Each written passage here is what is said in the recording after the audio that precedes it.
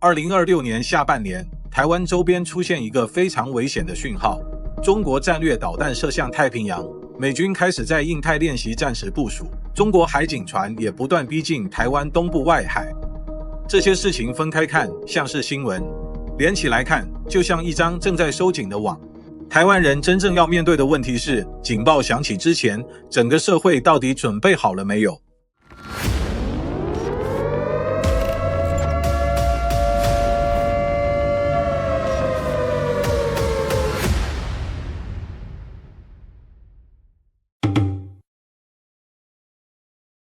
？2026年正式进入下半年，最敏感的时间点正在逼近。外界反复讨论2027年，原因不是有人能准确预言战争，而是美方情报与军事界过去多次提到，中共要求解放军在2027年前具备攻台能力。一个政权长期扩军、造舰、部署飞弹、训练封锁台湾，甚至透过认知作战，最后走到自认为准备完成的节点，风险自然会升高。2027不是神秘数字，而是一个军事能力、政治压力、民族主义与国际局势交汇的关键年份。最近，中共解放军从核动力前舰发射潜射战略导弹，飞向太平洋公海。中方说这是例行训练，搭载的是模拟弹头。问题是，这是一枚战略导弹。战略导弹代表核核组、远程打击与第二击能力。白话一点，就是即使本土遭到攻击，仍然能从海底发射导弹反击。这种能力一旦成熟，中国对美国、日本、澳洲与整个太平洋的压力都会变大。日本之所以高度紧张，不只是因为一次试射，而是担心这种导弹射向太平洋变成常态。今天是测试，明天是演训，后天就可能是战时路线模拟。太平洋不再只是远方海域，而是中国正在宣告战略存在的舞台。很多人听到战道行动，可能会以为这是新的军事名词。其实，二战时期，美军曾有一个 Operation Causeway， 中文常被翻作战道行动或提到行动。当时的构想是美军攻占日治台湾，夺取南部港口、机场与战略据点，再把台湾变成向日本本土推进的重要基地。那时候的台湾是日本南进战略的重要支点。美军若能拿下台湾，就能切断日本与南方资源区的连结，也能建立更靠近日本本土的前进基地。不过，这项计划最后没有执行。美军后来选择绕过台湾，改走菲律宾、硫磺岛、冲绳的方向，一步步逼近日本本土。这段历史留下的重点是，台湾从来不是普通岛屿，只要太平洋出现大规模战争，台湾的位置就会被重新计算。现在美军提到的 Operation Pathways 和二战那个攻台计划不是同一件事，但背后的战略逻辑很值得注意。现在的战道行动是美国陆军太平洋司令部在印太地区推动的一整套演训与部署架构。简单说，就是美军不再只把兵力放在大型基地，而是透过日本、南韩、菲律宾、澳洲与其他盟友，把部队、装备、弹药、医疗、后勤与指挥系统提前分散出去。这不是表演性军演，而是在练习战时怎么快速移动，怎么补给，怎么在基地被飞弹攻击后继续作战。中国这些年大量发展反舰导弹、中程导弹、长程火箭与无人机，就是要让美军大型基地变成固定靶。美军现在的回应是分散、机动、前推，一个点被打掉，还有第二个点；一条补给线被瘫痪，还有另一条线；一个港口不能用，其他地方还能接收物资。战道行动最值得警觉的地方，不是它名字听起来很专业，而是美军已经把印太冲突当成必须实际演练的情境。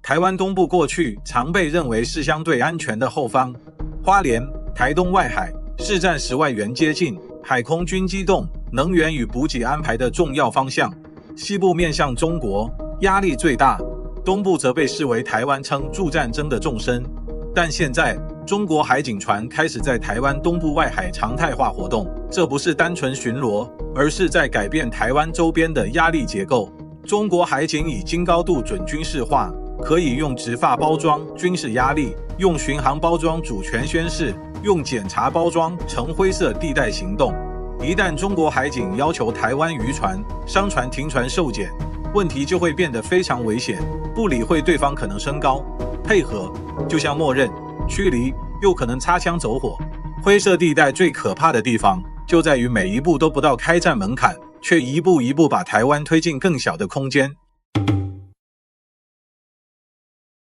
中国经济现在不是全面崩溃，但压力非常明显。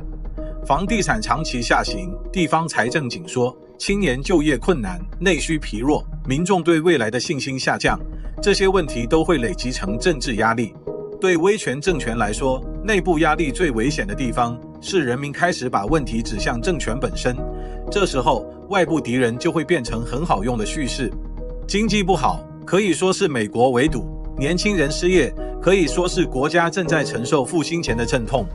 社会不满，可以被导向民族主义与对外冲突。对外战争不一定能解决内部问题，但它可能被用来转移内部问题。尤其当政权认为现在不做，以后更难做，冒险冲动就会上升。外部压力越来越清楚，台湾内部却还在国防预算上反复拉扯。国防预算不是抽象数字，也不是立法院里的政党攻防口号。预算卡住，影响的是导弹能不能准时取得，无人机能不能量产，弹药库存能不能补足，雷达、通讯、反舰、反登陆与后备动员能不能跟上。战争不会等朝野协商完成，飞弹不会因为程序还没排案就停在半空中，解放军也不会因为台湾内部还在炒预算就延后自己的准备。民主可以监督预算，但监督不该变成瘫痪。台湾如果无法展现防卫决心，盟友就很难相信台湾能撑住第一波攻击。真正的吓阻不只是买武器，而是让敌人相信攻击台湾不会快速成功，封锁台湾不会立刻崩溃，恐吓台湾不会让社会自己瓦解。战争不只是军人的事，第一波混乱来临时，一般家庭能不能撑住，会直接影响整个社会的稳定。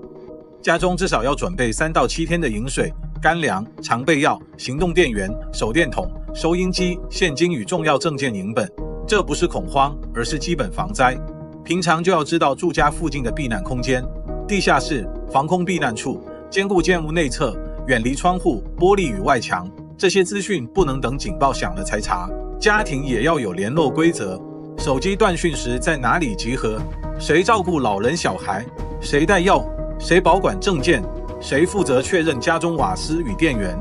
这些事情平常讲起来琐碎，真正出事时会救命。还有一件事更重要，不要成为假讯息的传声筒。战争第一波攻击的不只是军事设施，还有社会信任。敌人会散布政府跑了，军队投降了，美国不来了，银行倒了，物资没了，目的就是让台湾人在真正被打败之前，先自己崩溃。